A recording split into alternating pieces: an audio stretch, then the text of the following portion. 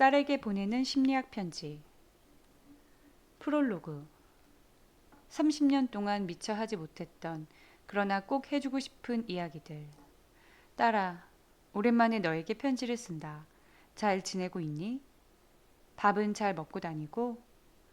미국에서의 신혼생활은 재미있니? 직장 생활은 좀 어때? 전화나 메신저로 자주 소식을 주고받으면서도 엄마는 항상 내 안부가 궁금하다.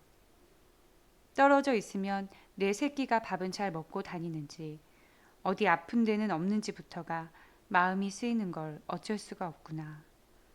가끔 그런 생각을 해본다. 내가 세상에 태어나 누군가의 안부를 이처럼 애달프게 그리워한 적이 있었던가? 나는 너를 낳기 전까지 일이 주는 성취감에 취해 사는 앞만 보고 달려가는 사람이었다. 솔직히 못할 게 없다고 생각했다. 하늘 무서운 줄 모르는 이기적인 사람이었던 게지. 하지만 너를 낳고 마음고생을 하게 되었더랬다. 나 없이는 아무것도 할 수 없는 아가인 너를 돌보기 위해 병원 눈치를 보면서 네가 갑자기 넘어져 다치거나 열이 펄펄 끓어오르는 등 매일 예측불허의 삶을 살면서 처음으로 세상이 내 뜻대로 되지 않는다는 것을 알게 되었다. 혼자서는 도저히 감당할 수 없는 힘든 순간들을 겪으며 너 하나 키우는 것조차 제대로 못하는 내가 도대체 무엇을 할 수 있을까 싶어 실망에 빠지기도 했다. 그러면서 알게 되었다. 인생에서 소중한 것이 무엇인지, 왜 사람들이 행복을 말하는지, 왜 자식을 키워봐야 부모가 성장한다고 하는지 말이다. 만약 너를 낳지 않았더라면 더 크게 성공했을지 모르지만 마음은 분명 허했을 것이다. 그러고 보면 너라는 존재는 인생이 내게 준 가장 큰 선물일지도 모르겠다. 흔들릴 때마다 너를 생각하며 다시금 삶의 중심을 잡을 수 있었으니까. 그런 네가 어느 날 결혼 얘기를 꺼내며 결혼하면 미국에서 살 것이라고 했다. 미국에서 직장을 다니다 결혼할 때쯤이면 한국에 들어와 살겠지 싶었고, 그때가 되면 자주 볼 수 있을 테니 지금은 보고 싶어도 참자 했었는데 아예 먼 타국에 눌러 앉겠다고 한 거지. 한편으론 뿌듯하고 자랑스러웠다. 자식이 어른이 되어 자기 길을 개척해 나가는 걸 축복해 주지 않을 부모가 어디 있겠니. 하지만 한편으론 서운하고 허전한 것도 사실이더구나. 아니, 처음엔 네가 멀리 떠나 살 거라는 현실을 받아들이기가 참 힘들었다. 그러다가 어느 순간 그런 생각을 하게 되었지. 나한테 많은 걸 선물해준 너에게, 멀리 떨어져 살아야 할 너에게, 엄마로서 무엇인가를 주고 싶다는 생각. 이제껏 나는 너에게 엄마였고, 나에게 너는 하나밖에 없는 딸이었다. 우리가 쌓아온 30년의 세월을 돌이켜보니 참 많은 일들이 있었다. 그런데 어쩌면 너무 가까이 있었기에, 그리고 앞으로도 늘 가까이 함께 있을 거라 생각해 미처 해주지 못한 많은 말들이 있다는 걸 깨달았다. 나는 지난 40년 동안 정신과 의사로 일하면서 참 많은 사람들을 만났다. 대충 헤아려 보니 지금까지 만난 환자만 20만 명이 가까이 되더구나. 그들은 나름대로의 고통과 서름을 안고 나를 찾아왔다. 그 중에서도 나는 너와 비슷한 또래의 청춘들을 만날 때 가장 가슴이 아팠다. 혹시나 너도 나한테 말 못하고 있는 게 있지 않을까 자꾸만 대입해서 바라보게 되었던 게지. 얼마 전에는 30살의 여자가 찾아와 아무 말도 하지 않다가 갑자기 눈물을 터뜨리더니 엉엉 소리내어 울기 시작했다. 그렇게 한참을 울던 그녀는 조금 진정이 되자 천천히 입을 열었다. 언제 잘릴지 모르는 불안한 계약직 일을 하고 있는데 며칠 전엔 예정된 결혼까지 없던 일이 되었다며 그동안 너무 힘들었다고 했다. 그리고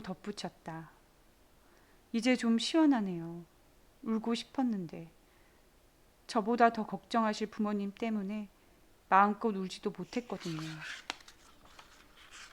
그 얘기를 듣는데 내 마음이 어찌나 아프던지. 무모한 자신감뿐이라도 생기가 넘쳐서 한창 예쁠 나이인데 그녀는 눈물조차 마음껏 흘릴 수 없는 힘겨운 날들을 보내고 있었던 것이다. 사람들은 경제가 어려워서 먹고 살기 힘들다고 말한다. 하지만 청춘들이 취직을 못해 방황하고 그나마 쥐꼬리만한 월급을 한 푼 두 푼 모으느라 스트레스를 받고 있으면 안타깝다고 말하면서도 속으로는 노력하지 않았기 때문이라고 손가락질한다.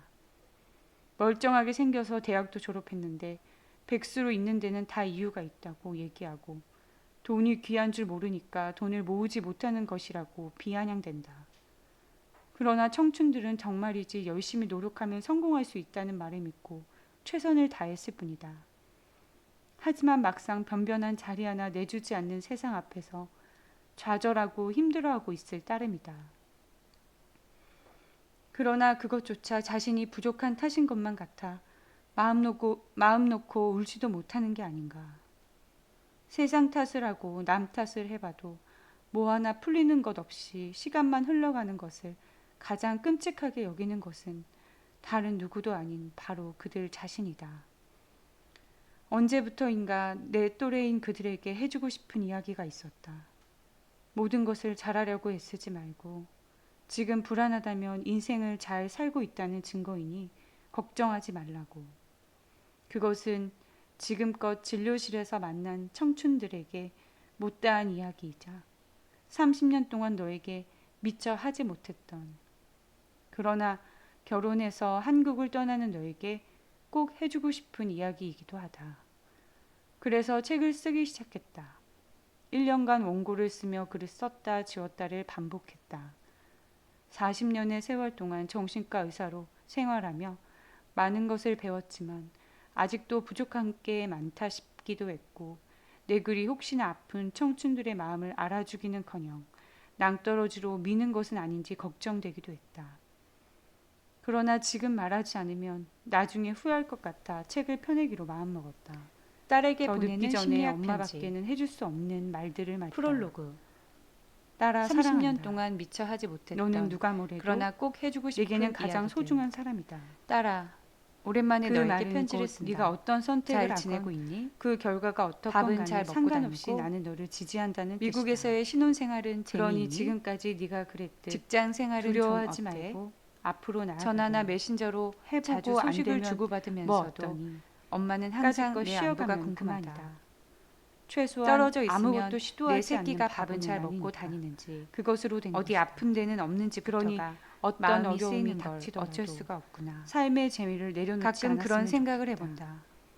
내가 세상에 태어나 누군가의 안부를 이처럼 애달프게 그리워한 적이 있었던가? 이 책을 참고하렴. 나는 너를 낳기 실수투성이이고 일이 주는 성취감에 취해 재미있게 살고자 앞만 보고 달려가는 사람의 인생을 보며 힘을 솔직히 못할 게 없다고 생각했다. 그리고 세상에 하늘 무서운 줄 모르는 이기적인 사람이었던 늘 게지. 너를 아끼고 지지하는 하지만 너를 낳고 마음고생을 하게 되었더랬다. 나 없이는 아무것도 할 수 없는 아가인 너를 돌보기 위해 병원 눈치를 보면서 네가 갑자기 넘어져 다치거나 열이 펄펄 끓어오르는 등 매일 예측불허의 삶을 살면서 처음으로 세상이 내 뜻대로 되지 않는다는 것을 알게 되었다. 혼자서는 도저히 감당할 수 없는 힘든 순간들을 겪으며 너 하나 키우는 것조차 제대로 못하는 내가 도대체 무엇을 할 수 있을까 싶어 실망에 빠지기도 했다. 그러면서 알게 되었다. 인생에서 소중한 것이 무엇인지, 왜 사람들이 행복을 말하는지, 왜 자식을 키워봐야 부모가 성장한다고 하는지 말이다. 만약 너를 낳지 않았더라면 더 크게 성공했을지 모르지만 마음은 분명 허했을 것이다. 그러고 보면 너라는 존재는 인생이 내게 준 가장 큰 선물일지도 모르겠다. 흔들릴 때마다 너를 생각하며 다시금 삶의 중심을 잡을 수 있었으니까. 그런 네가 어느 날 결혼 얘기를 꺼내며 결혼하면 미국에서 살 것이라고 했다. 미국에서 직장을 다니다 결혼할 때쯤이면 한국에 들어와 살겠지 싶었고, 그때가 되면 자주 볼 수 있을 테니 지금은 보고 싶어도 참자 했었는데 아예 먼 타국에 눌러 앉겠다고 한 거지. 한편으론 뿌듯하고 자랑스러웠다. 자식이 어른이 되어 자기 길을 개척해 나가는 걸 축복해주지 않을 부모가 어디 있겠니. 하지만 한편으론 서운하고 허전한 것도 사실이더구나. 아니, 처음엔 네가 멀리 떠나 살 거라는 현실을 받아들이기가 참 힘들었다. 그러다가 어느 순간 그런 생각을 하게 되었지. 나한테 많은 걸 선물해준 너에게, 멀리 떨어져 살아야 할 너에게, 엄마로서 무엇인가를 주고 싶다는 생각. 이제껏 나는 너에게 엄마였고, 나에게 너는 하나밖에 없는 딸이었다. 우리가 쌓아온 30년의 세월을 돌이켜보니 참 많은 일들이 있었다. 그런데 어쩌면 너무 가까이 있었기에, 그리고 앞으로도 늘 가까이 함께 있을 거라 생각해 미처 해주지 못한 많은 말들이 있다는 걸 깨달았다. 나는 지난 40년 동안 정신과 의사로 일하면서 참 많은 사람들을 만났다. 대충 헤아려 보니 지금까지 만난 환자만 20만 명이 가까이 되더구나. 그들은 나름대로의 고통과 서름을 안고 나를 찾아왔다.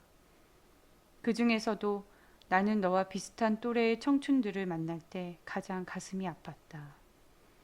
혹시나 너도 나한테 말 못하고 있는 게 있지 않을까 자꾸만 대입해서 바라보게 되었던 게지.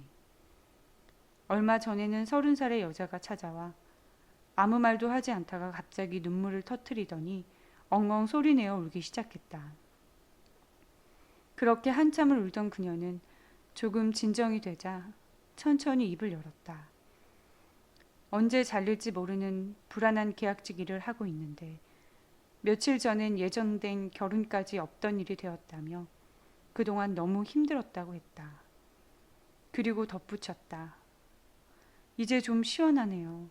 울고 싶었는데 저보다 더 걱정하실 부모님 때문에 마음껏 울지도 못했거든요.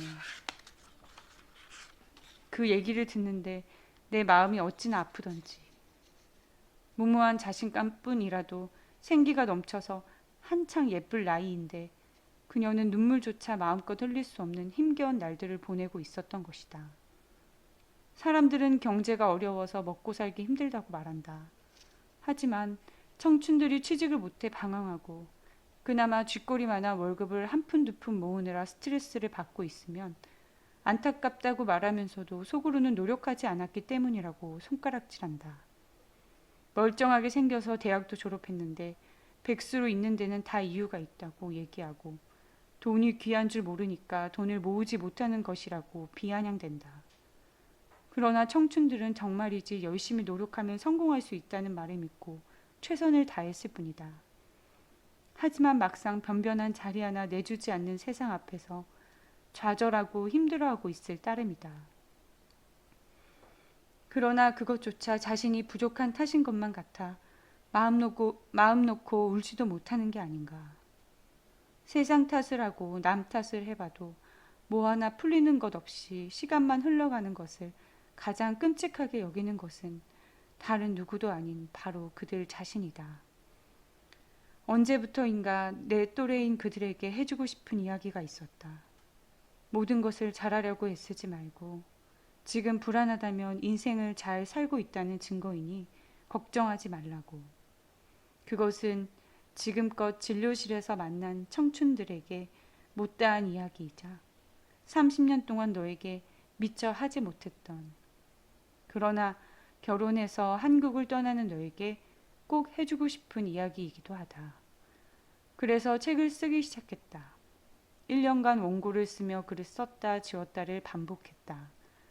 40년의 세월 동안 정신과 의사로 생활하며 많은 것을 배웠지만 아직도 부족한 게 많다 싶기도 했고 내 글이 혹시나 아픈 청춘들의 마음을 알아주기는커녕 낭떠러지로 미는 것은 아닌지 걱정되기도 했다. 그러나 지금 말하지 않으면 나중에 후회할 것 같아 책을 펴내기로 마음먹었다. 더 늦기 전에 엄마밖에는 해줄 수 없는 말들을 말이다. 딸아, 사랑한다. 너는 누가 뭐래도 내게는 가장 소중한 사람이다.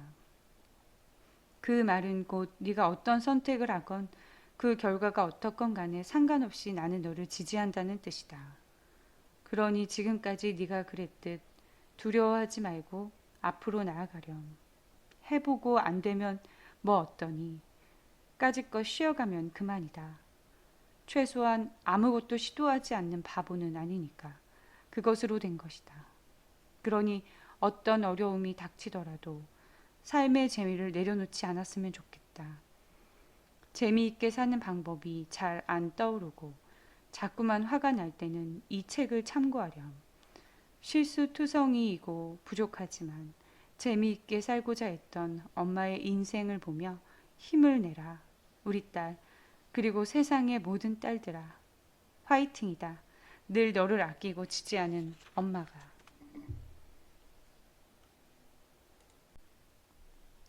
챕터 1. 세상에서 가장 아껴야 할 사람은 너 자신이다. 세상과 자아에 대하여. 못된 딸이 되라. 네가 결혼하던 날 아침 나는 한참 신부 화장을 하느라 분주한 너를 뒤로하고 거리로 나왔다. 머릿속에 주마등처럼 지난 세월이 스쳐 지나갔다. 고슴도치도 자기 새끼가 예뻐 보인다더니 너를 처음 본 날을 잊을 수 없다. 어머 얘 좀 봐. 혀도 있고 입술도 있고 있을 거 다 있네. 다른 애들도 다 가지고 있는 걸 마치 내 애만 그런 것처럼 호들갑을 떨었다. 그뿐이 아니었다. 한글을 금세 떼는 걸 보며 엄마 우리 딸 천재인가 봐 라는 생각을 했다. 정식과 의사라 다를 줄 알았는데 자기 자식 자랑하는 건 다른 부모랑 똑같네요 라는 말을 들어도 나는 개념치 않았다. 아니 정말로 내 눈에는 세상에 너만큼 완벽하고 특별한 아이가 없는 것처럼 보였다. 그리고 네가 커서 훌륭한 사람이 될 것이라 믿어 의심치 않았다. 딸아 미안하고 그리고 고맙다. 너는 씩씩하게 잘 커주었고 내게 많은 기쁨을 안겨주었다. 때론 여느 모녀처럼 싸우기도 하고 사춘기 때는 속을 끓이기도 했지만 이제 모두 행복한 추억이구나.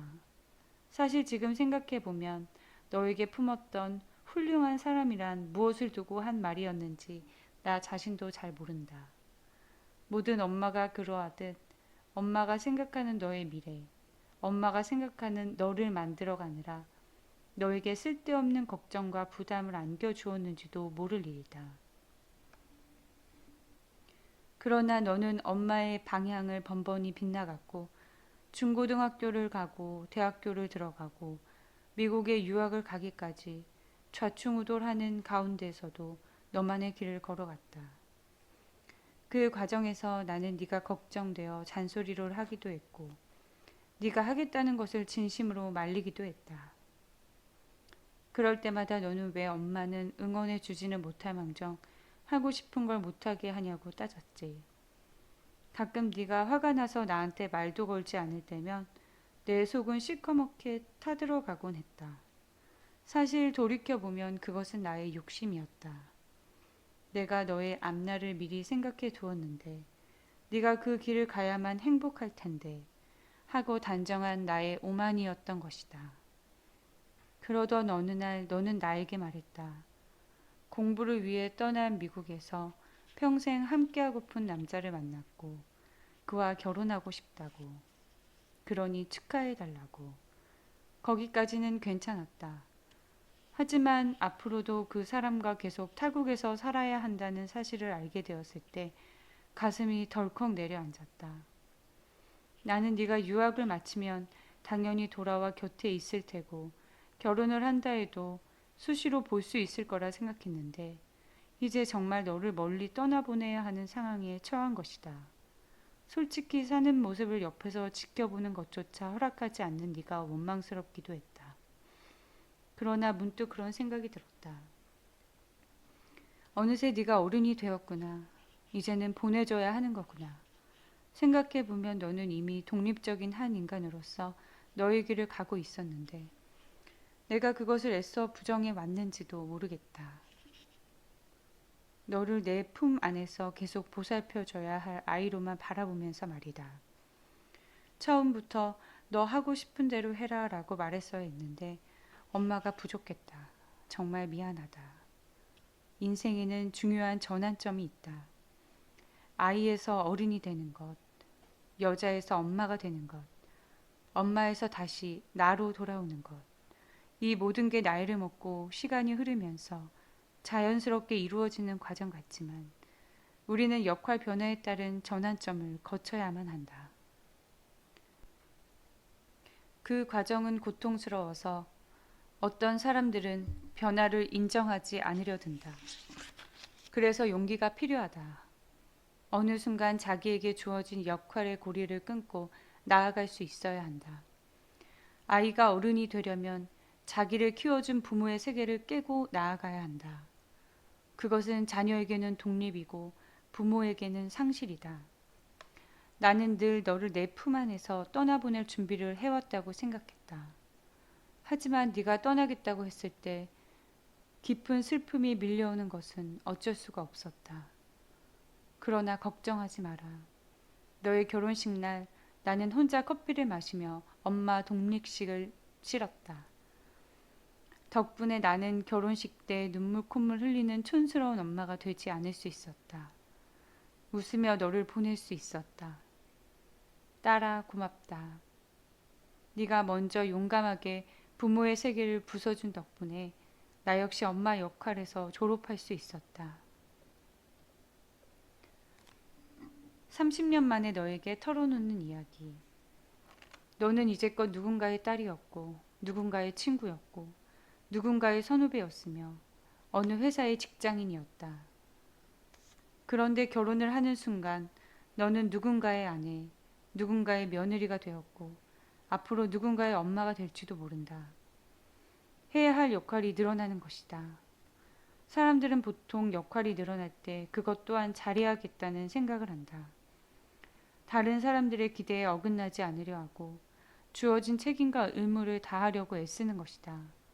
게다가 세상은 많은 것을 잘 해내는 사람을 능력 있다고 칭찬하고 다른 이에게도 그것을 권장한다. 그러나 나는 모든 것을 잘하려 애쓰는 사람을 보면 안타깝다는 생각이 먼저 든다. 그러느라 자기 자신을 희생하는 사례가 너무 많기 때문이다. 내가 괴롭고 힘들어도 조금만 희생하면 모두 편안하니까 내 목소리를 줄이고 내가 먹고 싶은 것을 참고 내가 하고 싶은 것보다 해야 할 일을 먼저 한다. 우리네 어머니들이 그렇게 살아왔다. 자식을 위하느라, 남편을 위하느라, 자신을 희생하면서도 그것이 당연하다고 여겼다. 화병이 생기든 말든 자신을 방치한 채로 말이다. 심지어 세상은 그것이 진정한 모성이라고 강요하기까지 했다. 딸아, 만약 누군가 너에게 여자의 미덕을 이야기하고 모성을 운운하며 우리네 어머니처럼 살아야 한다고 말하거든 귀를 닫아버려라. 그리고 모든 것을 다 잘할 수 없다고 잘라 말해라. 만약 상대방이 참 못됐다라고 말하면 칭찬으로 들어라. 그래야 많은 역할을 하면서도 중심을 잃지 않을 수 있으며 너 자신을 지킬 수 있다. 나도 능력 있는 의사, 좋은 엄마, 좋은 아내, 좋은 친구, 괜찮은 며느리, 좋은 딸, 훌륭한 상사가 되고 싶었던 때가 있었다. 아니, 그렇게 되려고 많이 노력했었다. 하지만 내가 아무리 노력해도 나를 싫어하는 사람이 있었고 어딘가에는 꼭 빈틈이 생겼고 문제가 발생했다. 병원 일이 무사히 넘어가다 싶으면 네가 속을 썩였고 네가 잘한다 싶으면 갑자기 친정에 문제가 생겼고 친정이 조용하다 싶으면 시가에 일이 생겼지. 그러다 보니 내가 아무리 잘하려고 했어도 아무 문제 없이 지나간 날은 단 하루도 없었다. 특히나 네가 어렸을 때는 오늘도 무사히라는 말을 달고 살아야 했다. 그의 푸념이라도 할라치면 사람들은 그랬다. 그러니까 왜 쓸데없이 일한다고 고생이에요. 집에서 아이나 키우지. 당시 그 말은 나에게 상처였지만 덕분에 나는 진짜 내가 원하는 것이 무엇인지 돌아볼 수 있었고 다 잘하려고 애쓰는 대신 어떤 역할이든 빈틈이 너무 많이 생기지 않게만 조절하며 삶을 꾸려올 수 있었다. 누구에게나 좋은 사람이 되기를 포기하고 뭐든지 잘하려는 욕심을 버린 것이다. 건강한 자기애, 건강한 나르시시즘을 가진 사람은 자신이 완벽할 필요가 없다는 사실을 잘 알고 있다.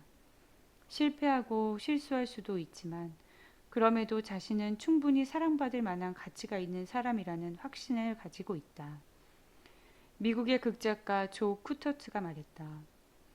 당신은 남의 사랑을 꼭 받아야 할 필요도 없고 또 그것을 위해 자신을 희생해도 안 됩니다. 정말로 삶의 중심이 되며 가장 중요한 일은 자신을 사랑하는 것입니다. 당신이 평생 알게 될 모든 사람들 중에서 당신이 결코 떠나지도 잃어버리지도 않을 유일한 사람은 당신뿐입니다. 그러니 가끔 역할에 따른 의무감이 너를 짓누르고 세상이 희생을 강요하는 것처럼 느껴질 땐 차라리 남들한테 못된 여자라는 소리를 들을 각오로 당당히 맞서거라. 나는 언제나 그런 너를 응원할 것이다. 울고 싶으면 울어라. 눈물샘이 마를 때까지. 딸아, 살면서 우리는 얼마만큼의 눈물을 흘릴까? 어쩌면 웃음의 양보다 눈물의 양이 더 많을지도 모른다. 무엇보다 울음은 인간이 사용하는 최초의 언어다. 누구든 태어나는 순간 으앙하고 울음을 터뜨리며 출생신고를 하니까. 너도 태어날 때 많이 울었겠지? 네가 세상에 나오는 순간 터뜨리는 울음을 무척이나 듣고 싶었으나 정작 나는 그럴 수 없었다. 언제나 자연의 방식을 따르고 싶었던 나에게 너는 자연분만의 기회를 허용하지 않았다. 너는 뭐가 그리 두려운지 세상 밖으로 나오려고 하지 않았고 나는 결국 진통을 거듭한 끝에 제왕절개를 할 수밖에 없었으니까. 그런데 정신 분석학자 오토 랑크가 말하더구나. 엄마의 자궁을 떠나 세상 밖으로 나오는 일은 모든 태아에게 근원적 불안을 유발하는 상실이라고. 그래서 태어나는 아이들이 모두 우는 것인지도 모르겠다. 뿐만이 아니다. 갓난 아이는 배가 고파도 울고 졸려도 울고 심심해도 온다. 아이에게 울음은 희노애락을 담은 사전 그 자체인 것이다. 그런데 우리는 옹알이를 지나 진화된 언어를 사용하면서는 정작 필요한 울음마저 경계하게 된다. 어른들은 아이들에게 울면 호랑이가 잡아간다고 겁을 주고 울면 바보라고 놀리며 남자는 죽을 때까지 딱 3번 우는 거야 라고 협박한다. 울음이나 분노 같은 부정적인 감정을 자제할 수 있어야 비로소 어른이 된다고 가르치는 것이다. 그래서 우리는 자랄수록 눈물에 인색해진다. 불안한 청춘은 말한다. 웃고 있는데 슬프다고.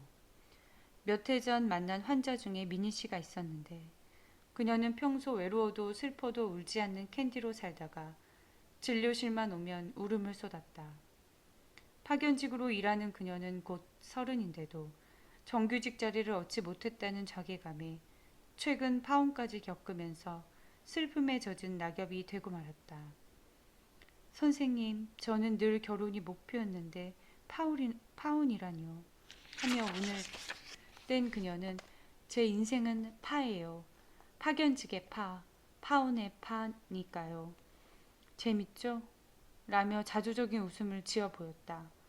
그러더니 갑자기 어깨를 들썩거리며 울기 시작했다. 미니 씨는 우울증 증상을 보였는데 그 원인은 완벽주의에 있었다.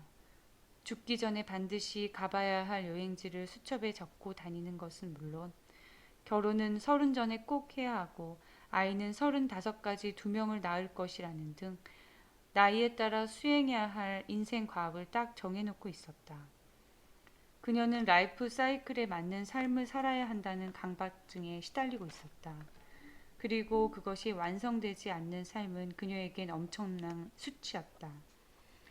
미국의 정신분석가 카렌 호나이는 이런 강박증을 두고 슈비드 컴플렉스라고 했다.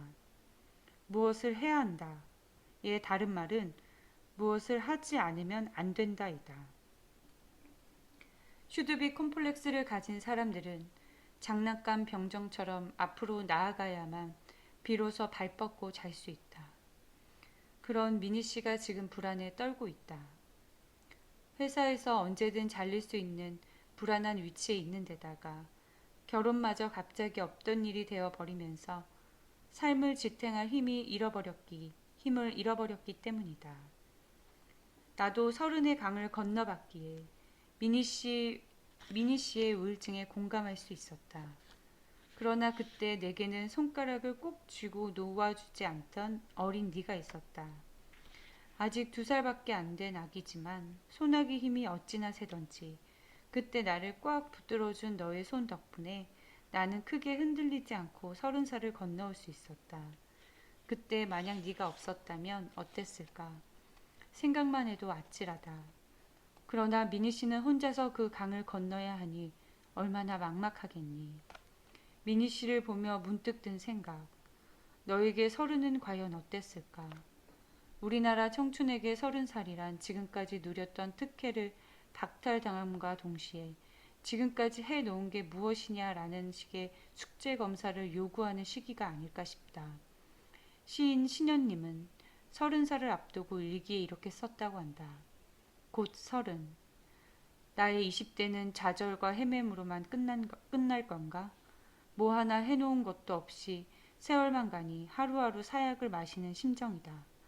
얼마나 마음이 끔찍했으면 사약을 마시는 기분이라고 표현했을지 충분히 이해가 가는 대목이다. 그런데 미니 씨는 파혼을 했을 때도 자기가 힘든 것보다 부모님이 상처받고 걱정할까봐 울지 못했다고 한다. 외로워도 슬퍼도 울 수 없었던 그녀는 내 앞에서 참 많이 울었다. 차가운 땅에 붙어 떨어질 기미가 보이지 않는 낙엽 같던 그녀는 그렇게 한참을 울고 나서야 비로소 일어나 젖은 몸을 말리기 시작했다. 그동안 자신에게 조금만 덜 가혹했더라면, 울고 싶을 때는 좀 울어도 된다고 스스로를 다독였더라면, 그처럼 한꺼번에 긴 시간 동안 엉엉 울 일은 없었을 텐데 참으로 안타까웠다. 어린 시절 말고 이렇게 울어본 적이 없었는데 가끔은 제 자신을 위해 울어야겠어요. 나는 그녀의 말을 들으며 가만히 고개를 끄덕였다. 그녀가 진료실을 나간 뒤 쏟아지는 눈물과 콧물을 닦느라 쓴 티슈들을 보면서 가슴이 먹먹해졌다. 시원하게 울 수조차 없었던 사람이 어디 미니 씨뿐이겠는가. 그래서 불안한 청춘은 말한다.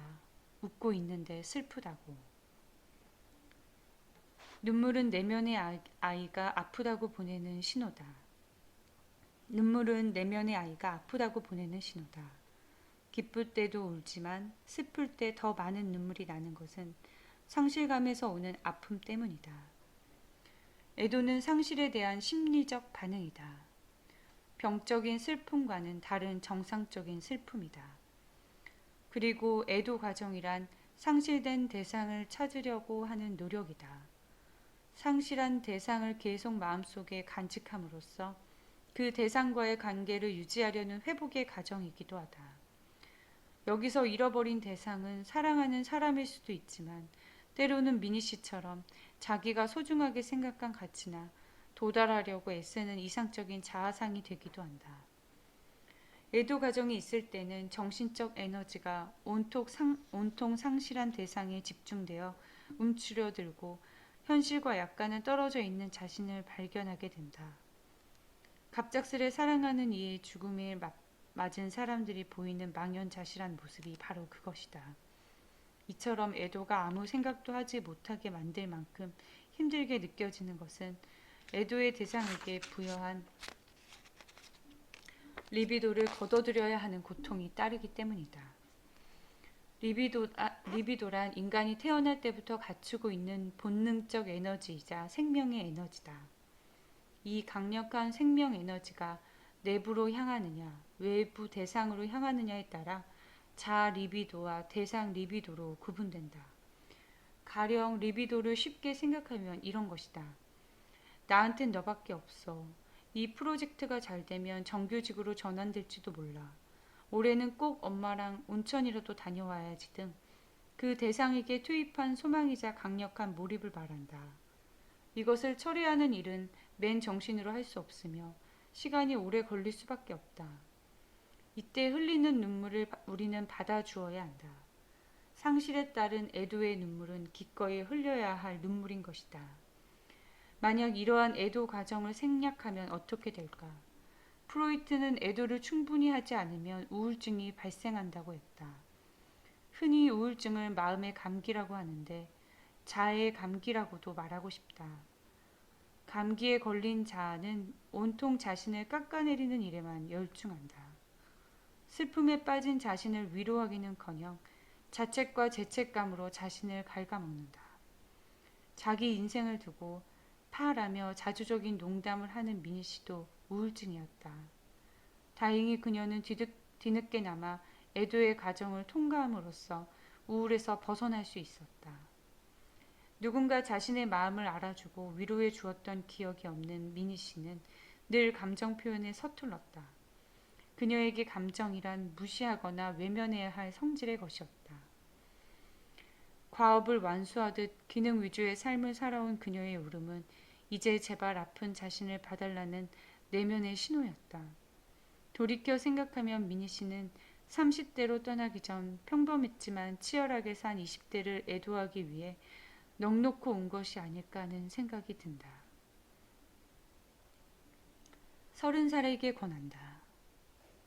그녀는 눈물을 흘리면서 비로소 마음속의 상실감과 그에 따른 분노, 무능감과 자책까지 자신의 숨은 감정을 살피고 들여다보게 되었다. 파오는 그녀 삶에 큰 상처를 남겼다. 하지만 그 상처는 오랫동안 외면했던 내면의 자신을 마주하는 계기를 마련해 주었다.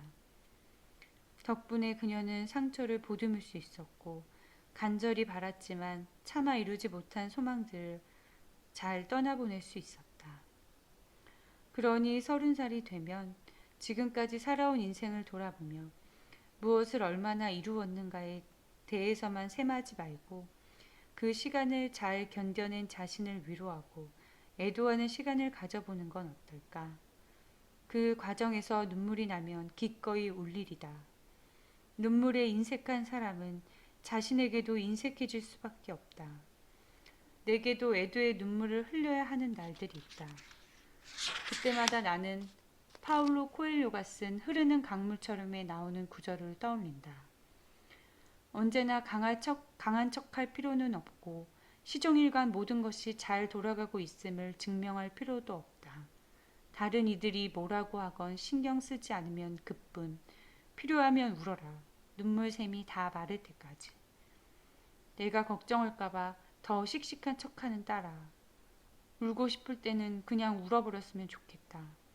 그래야 맘껏 울고 난 뒤에 시원한 마음과 가벼운 발걸음으로 다시 무언가를 할 힘을 얻을 수 있을 테니 말이다.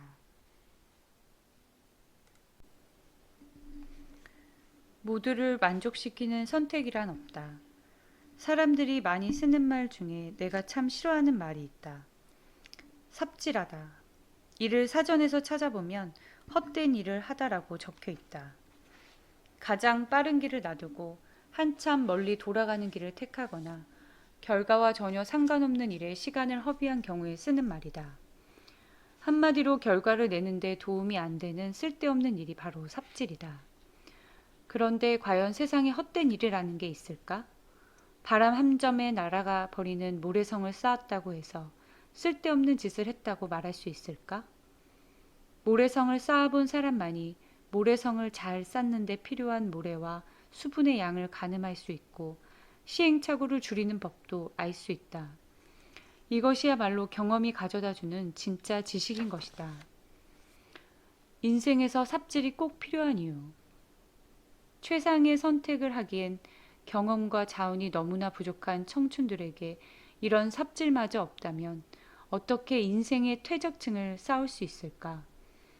어떤 이는 우리는 가야 할 길을 걸어가기도 바빠요. 괜히 삽질했다가 손해보는 일을 만들고 싶지 않아요. 하며 삽질을 손실 개념으로 이해하는데 이를 손실 회피라고 한다. 똑같은 결과라도 획득한 가치보다 손실된 가치를 훨씬 더 크게 느끼는 것을 말한다.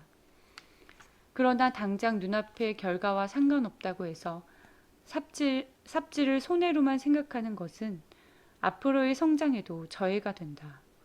어디선가 이런 글귀를 읽은 기억이 난다. 전문가란 자기 주제에 관해서 저지를 수 있는 모든 잘못을 이미 저지른 사람이다.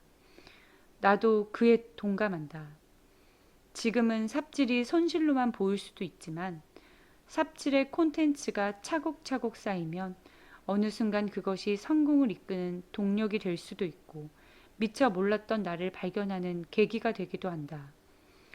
그리고 무엇보다 아직 한 평의 땅도 갖지 못한 청춘일수록 삽질은 꼭 해야 할 신성한 노동이다. 하고 싶은 게 뭔지 잘 모르겠고 잘할 수 있는 일이 뭔지도 모르겠다면 일단 뭐든 해봐야 결론이 나오지 않을까? 이건 내가 남들보다 더 잘하는 것 같은데? 이건 내가 잘 못하지만 그래도 재미있어. 등등의 결론 말이다. 그처럼 경험치가 쌓이다 보면 어느 순간 선택을 하는데도 유리해질 것이다. 그럼에도 내가 삽질만 안 했어도 더 빨리 취업에 성공했을 텐데 하며 삽질 경험을 저평가하거나 부인하는 데에는 목표에 가장 빨리 도달할 수 있는 고속도로가 어딘가에 있다는 믿음이 깔려 있어서다. 물론 보고서를 작성하거나 프레젠테이션을 준비하고 약속 장소를 찾아가는 데에는 가장 빠르고 효율적인 방법이 있을 수 있다. 그러나 인생 전체를 놓고 보자면 누구에게나 통용되는 효율적인 정답이란 없다. 다만 각자가 원하는 목표를 이루기 위해 자신만의 방식으로 노력하는 과정에서 자연스럽게 삶의 노하우가 생길 뿐이다. 25에 알게 된 인생의 비밀 한 가지. 딸아, 나는 어렸을 적에 인형옷 만드는 걸 참 좋아했단다. 뜨개질을 좋아해서 목도리도 뜨고 조끼도 뜨다가 나중에는 옷본을 가지고 원피스를 직접 만들기도 했지. 해본 사람들은 알겠지만 뜨개질이나 바느질은 한번 잡으면 그만두기가 어렵다. 끝까지 완성해내고 싶은 마음이 들거든. 그런데 대학에 들어와 수업을 들으면서 바빠진 뒤로는 더 이상 옷 만드는 놀이를 할 수 없었다. 공부하기에도 시간이 부족한 마당에 바느질하며 몇 시간을 내리 보내는 건 정말 쓸모없는 일처럼 보였으니까. 그런데 그때 쌓은 바느질 실력이 다 큰 다음 엉뚱한 곳에서 쓰이더구나. 병원에서 인턴으로 일하며 처음 환자의 상처를 봉합하는 시술을 하게 되었는데 뜻하지 않은 칭찬을 듣게 되었던 거다. 진짜 처음 해보는 게 맞느냐면서. 천을 자르고 이으며 바느질하고 놀았던 경험이 커서 그렇게 쓸 줄을 누가 알았겠니. 나는 그때 인생의 비밀 하나를 알게 되었다. 세상에 쓸모없는 일이란 하나도 없음을. 그러니 내가 지금 하고 있는 삽질이 훗날 또 어떻게 쓰일지 아무도 모른다는 사실을 말이야. 펑키 스타일의 아이콘 비비안 웨스트우드는 30살이 되던 무렵 선망의 직업인 교사를 그만두고 디자이너로서의 삶을 선택했다. 미술이나 디자인을 배운 적이 없는 터라 그녀의 선택을 두고 주변 사람들은 모두 쓸데없는 짓이라며 말렸다는구나. 그러나 지금 그녀는 엘리자베스 여왕에게 대영 제고 훈장까지 받아 패션계의 정점에 서 있다. 비비안 웨스트우드가 결과적으로 전 세계인의 사랑을 받는 디자이너가 되었기 때문에 그녀의 선택이 옳았다는 말이 아니다. 만약 그녀가 디자이너로 성공하지 못했더라도, 그래서 다시 교사로 돌아갔더라도 디자이너로 활동한 경험은 그녀의 인생에서 무엇과도 바꿀 수 없는 소중한 것으로 남았을 거야. 꼭 해보고 싶었던 일을 했고 그 과정에서 누구보다 즐거웠으니 말이다. 최소한 인생에서 재밌게 누릴 수 있는 일을 하나 찾은 거니까. 그녀가 만약 디자이너가 되고 싶다고 생각하면서도 혹시 괜히 시간만 낭비하게 되면 어쩌나. 교사직을 포기하고 선택한 길인데 후회하면 어쩌나 하면서 시도해보지 않았다면 결코 얻을 수 없었던 결과다. 세상에 쓸모없는 일이란 하나도 없다. 40이 넘어서 데뷔한 이래 100편이 넘는 작품을 남긴 고 박안서 선생이 말했다. 인생은 과정의 연속일 뿐 결말이 있는 게 아닙니다. 박안서 선생은 인생을 등산에 비유했다. 힘겨운 오르막길은 길고 산의 정상에서 맛보는 환희의 순간은 지극히 짧은데 그게 만약 인생이라면 산을 오르는 과정에서 행복을 찾아야 하지 않겠느냐고. 실제로도 선생은 글이 써지지 않을 때에도 군사 분계선을 지키는 보초병보다 더 끈질기게 원고를 붙잡고 있었다. 과정은 즐기지 못했다면 절대로 견뎌낼 수 없는 순간의 연속이었음을 분명하다. 그러므로 흔히 삽질이라고 하면 이곳저곳 파다 그만두는 걸 떠올리지만 사실은 그 과정 자체에 지향점이 있다. 하지만 우리는 쓸데없어 보이는 일에 매우 인색하다. 직업이든 취미든 어떤 일을 시작했으면 노력한 만큼 반드시 결과가 뒤따라야 한다고 생각한다. 그래서 그냥 한번 해보는 일에 쉽게 도전하지 못한다. 몇십 년 전만 해도 청춘의 객기라는 말이 통했고 모험이야말로 젊은이들의 특권이라고 여겼지만 지금은 사정이 달라졌다고들 말하는구나.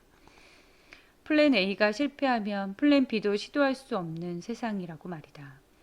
그럴수록 시행착오가 적은 길, 남들이 이미 검증해 놓은 길을 택하는 게 안전하다고 여기게 된다. 해보고 싶은 일을 한번 해보는 경험이 당장의 가업에 도움이 되지 않을지도 모른다.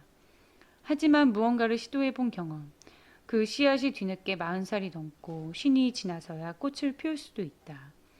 평생 직장이라는 개념이 사라진 요즘 40 중반에 이르러 은퇴를 고민하는 사람들과 자주 마주하게 된다.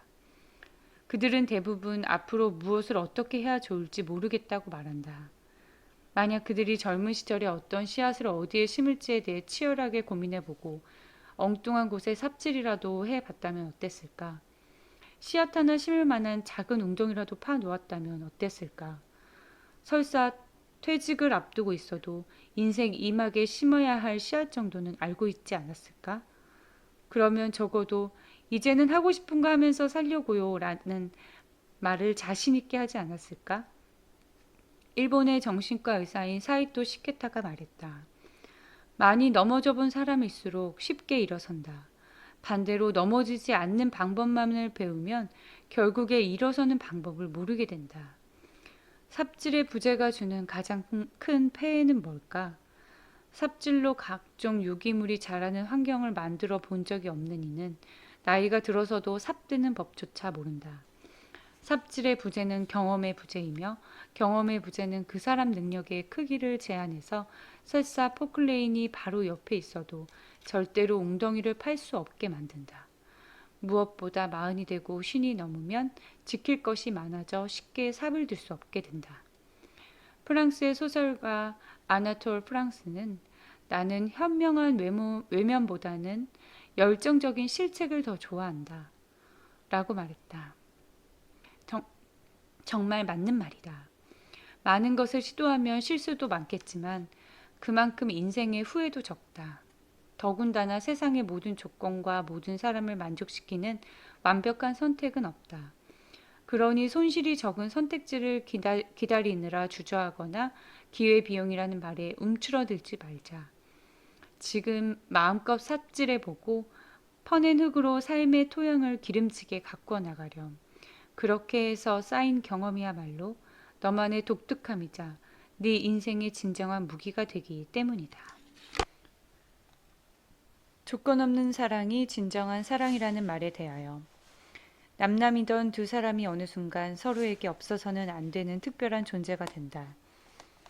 이 세상에서 둘도 없는 사람, 당신이 없는 세상은 더 이상 그려지지 않는 마법의 사슬에 결박당하는 것이다. 바닷가 모래알처럼 무수한 사람 중에 왜 하필 당신을 사랑하게 되었을까? 어떤 이는 그건 운명이었다라고 고백하고 또 어떤 이는 어쩔 수 없는 팔자였다라고 말한다. 그 끝이 운명이든 팔자든 모든 사람은 시작되는 순간 별처럼 반짝인다. 별이 나와 상대방의 눈으로 내려온 날 우리는 서로의 일거수일투족을 발견하는 시력을 갖게 된다. 그리고 이것을 콩깍지라고 부른다. 나는 그를 사랑한 걸까? 그의 조건을 사랑한 걸까? 딸아, 너도 사랑도 하고 결혼도 했으니 콩깍지가 얼마나 신비로운지 잘 알 것이다. 사랑에 빠지면 우리는 상대방의 좋은 점은 극대화하는 대신 나쁜 점은 싹 덮어버린다. 세상에 이보다 완벽한 사람은 없는 것처럼 사랑에 빠진 이는 상대방에게 자아 이상의 한 부분을 투영한다. 자아 이상이란 언제나 되고자 노력하지만 결코 도달하지 못하는 자신의 이상적 모습으로 부지런해야 한다, 베풀어야 한다, 성공해야 한다처럼 어릴 때 부모가 우리에게 지속적으로 심어준 가치 같은 것들이다. 사랑에 빠진 사람은 비록 자신은 가지고 있지 못하지만 상대방은 이런 가치들을 지니고 있을 거라는 환상을 품는다. 그러고 보면 사랑은 참으로 위대하지 않니? 자아 이상이 나에게서 타인에게 옮겨지니까 말이다. 그런데 사회가 개인에게 요구하는 조건이 많아져서 그런지 청춘들은 자신에게 거는 기대치가 버거울 정도로 높은 것 같구나. 물론 목표가 높은 게 나쁜 것은 아니다. 문제는 자아 이상이 높을수록 그것이 옮겨갈 상대를 고르는 기준도 까다로워진다는 데에 있다. 그렇게 되면 충분히 좋은 상대가 눈앞에 있는데도 연애를 미루거나 상대가 자리 잡는 걸 기다려주지 못하고 이른 이별을 선택하게 되기도 한다. 인정 씨와 종택 씨 커플처럼 말이다. 연애 3년 차인 둘은 소개팅으로 만나 운명처럼 사랑에 빠졌다. 그들은 여느 연인처럼 티격태격 싸움도 해가며 사랑을 키워가고 있었다. 그런데 지금 인정 씨는 둘의 관계에 대해 무척 혼란스러워하고 있었다. 발단은 종택 씨의 퇴사였다. 몇 년간 불황에 허덕이던 회사는 엘리트 코스를 밟으며 승승장구하던 청년에게 전문성과 관련이 먼 조직으로 발령을 내렸고 종택 씨는 원치 않는 부서에서 일하느니 그만두는 게 낫다고 판단했다. 1년 가까이 여러 직장을 알아보던 그는 이전과는 비교도 안 되는 작은 중소업체에 취직해 일을 배우고 있다. 인정 씨는 그가 좌절하지 않도록 신경 써주고 배려해 주었다. 그런데 왠지 모르게 종택 씨는 사소한 일에도 짜증을 내고 무심코 던진 말에도 상처를 받았다. 의젓하고 듬직했던 그의 모습은 어디로 간 걸까? 원치 않던 발령과 퇴사를 겪으며 마음고생을 심하게 한 종택 씨가 예민해진 탓도 있었다.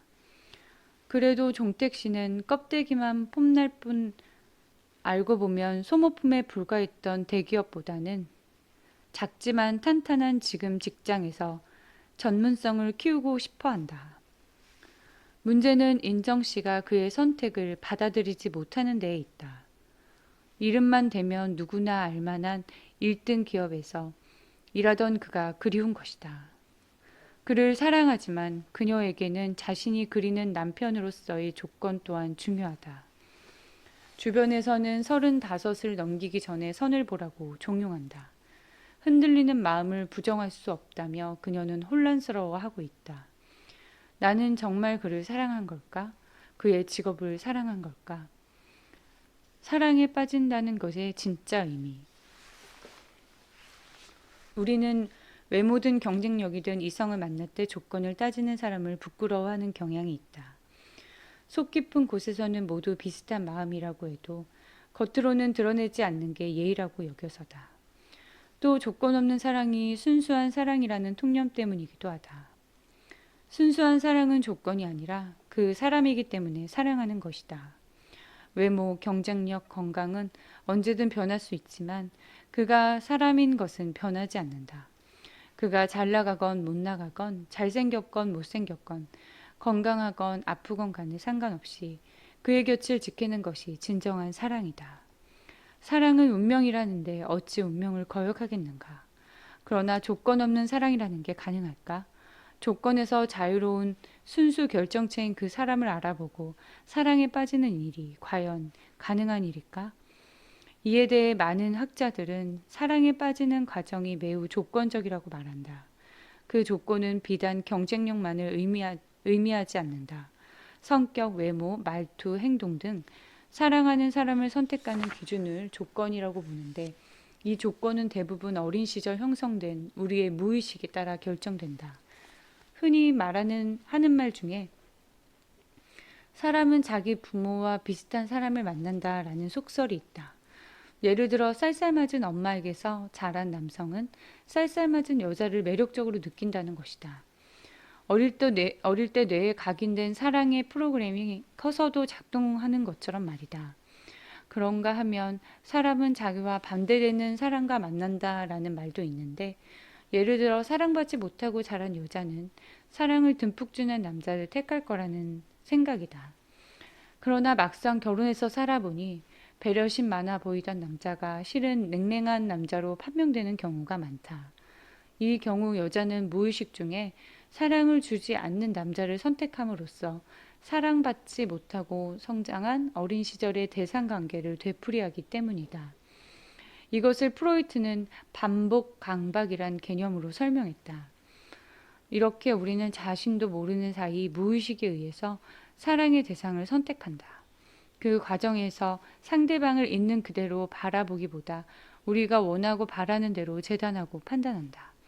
다시 말해 이미 무의식이 많은 것을 취사 선택하고 결정해버린다. 그래서 프로이트는 우리가 선택하는 사랑은 결코 우연히 이루어진 것이 아니며 사랑할 대상의 발견은 이미 결정된 이전 관계의 재발견이기도 하다라고 말했다. 즉 사랑은 자유로운 선택인 것 같지만 결정론적이며 운명일 수 있지만 그 운명에는 이미 많은 조건이 포함되어 있다는 말이 든다. 그럼에도 지금 사랑하는 사람을 함부로 놓아서는 안 되는 이유. 인정 씨가 말하는 조건은 자신의 존재감을 입증해줄 자기애적 조건들이다. 외모, 학벌, 지위, 돈 등 자신을 남과 차별화하는 외적 성취를 통해 우월성을 인정받고 싶어 한다. 즉, 실리적인 사랑을 통해 자기 실현도 구현할 수 있다고 믿는 것이다. 그렇다고 어느 누가 인정 씨를 비난할 수 있을까? 우리 모두 이런 욕망에서 자유롭지 못한 것을. 그러므로 인정 씨가 과도한 죄책감에 시달릴 필요는 없다. 다만 아직 종택 씨를 사랑하고 있다면 일단 그를 믿고 기다려보는 게 더 나을 수는 있다. 왜냐하면 사랑에 빠지는 조건은 매우 다양하고 복잡해서 그 안에는 그의 직업뿐 아니라 성격이나 꿈을 포함해 인정 씨조차도 미처 깨닫지 못한 것들이 있기 때문이다. 그리고 의식하지 못해도 우리가 최종적으로 만나게 될 운명의 상대는 이전 질이 멸렬했던 사랑이 또 그런 사랑을 견디고 보듬어온 행보가 이어준 것이다. 음표를 알아야 악보를 볼 수 있고 어순을 알아야 회화가 가능한 것처럼 사랑도 각 단계별로 배우고 익혀야 할 가치가 있다. 이게 현재의 사랑을 함부로 놓아서는 안 되는 이유다. 지금 사랑을 잘해야 다음 사랑을 더 잘할 수 있기 때문이다. 무의식에 의해 사랑이 선택되는 과정은 어린 시절 풀지 못한 마음의 문제를 이성과의 관계 안에서 다시 해결할 수 있는 기회인지도 모른다. 비록 힘들고 지난할지라도 이 문제를 제대로 파악하고 해결하려고 노력한다면 우리는 인간으로서 눈부시게 성장할 수 있다. 사랑이 우리에게 주는 가장 큰 선물 중 하나가 바로 이런 성장이 아닐까. 그러니 이별을 결심하더라도 내가 왜 이 사람을 사랑하게 되었고 왜 헤어지기로 결심했는지 그 과정을 깊이 고민할 시간이 필요하다. 그래야 다음 사랑은 좀 더 편안하게 받아들일 수 있을 테니까.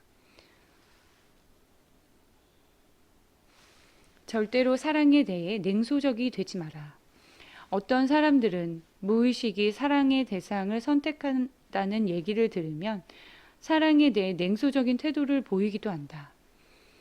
세상에 진정한 사랑은 없다는 듯이 말이다. 그러면 과연 그럴까? 우리가 사랑에 회의적이어야만 하는 걸까? 오히려 무수한 사람들 가운데 오직 당신만을 사랑하게 된 것이 비록 어린 시절 경험 때문이라고 해도 서로가 살아온 역사에 의해 엮인 인연이라는 게 더욱 애틋하고 신비롭지는 않은지. 그러니 사랑에 대해 냉소적이 되지 말자. 조건 없는 사랑만이 진정한 사랑이라고 말하지도 말자. 우리는 누구나 자기만이 가진 조건에 의해 사랑에 빠진다. 그렇다고 그 사랑이 순수하지 않은 것은 아니다. 우리는 어차피 그 사랑의 배우를 다 알지도 좌지우지할 수도 없으니까. 그러니 지금 하고 있는 사랑에 충실해라. 비록 그 끝이 이별일지라도 사랑을 통해 자기 자신에 대해 조금은 더 알 수 있는 성장의 기회가 될 테니까. 어차피 끝날 사랑인데 시간을 끌 필요가 있느냐고 묻는다면 나는 이런 말을 해주고 싶다. 그럼에도 서둘러 사랑을 끝내버리면 남는 건 후회뿐이고 다음 사랑도 잘할 수 없다고 말이다.